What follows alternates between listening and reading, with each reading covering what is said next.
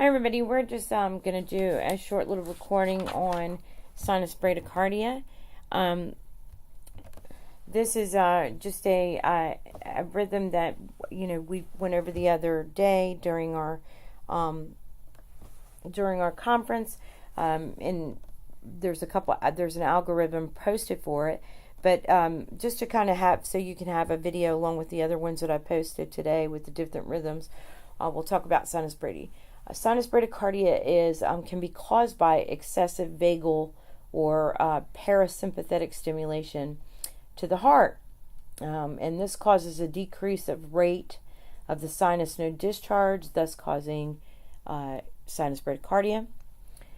It may result from a carotid sinus massage or vomiting, suctioning, Valsalva maneuvers, things that will increase intraocular pressure, or sometimes even pain will cause it.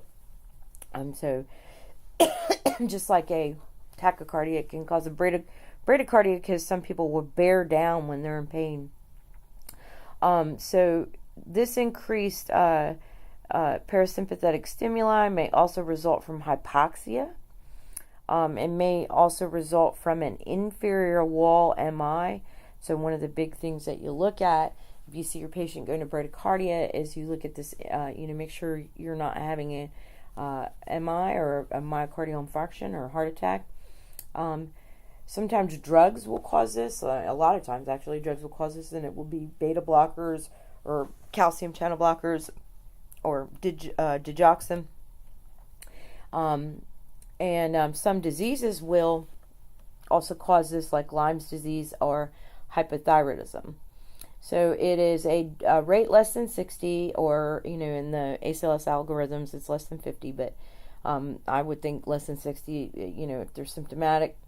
Sometimes a sinus bradycardia can be normal in especially athletes, because they don't have to, they have a very effective, or what they call a hyper effective heart that gets the job done with a low heart rate.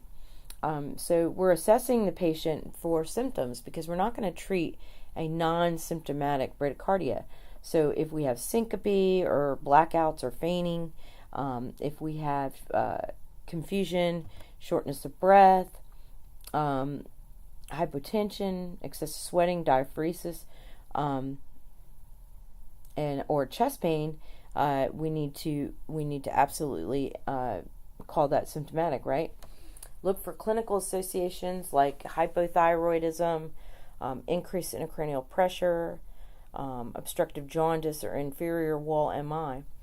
But make sure that you're assessing them, because sometimes you can treat that underlying cause just like the sinus tachycardia.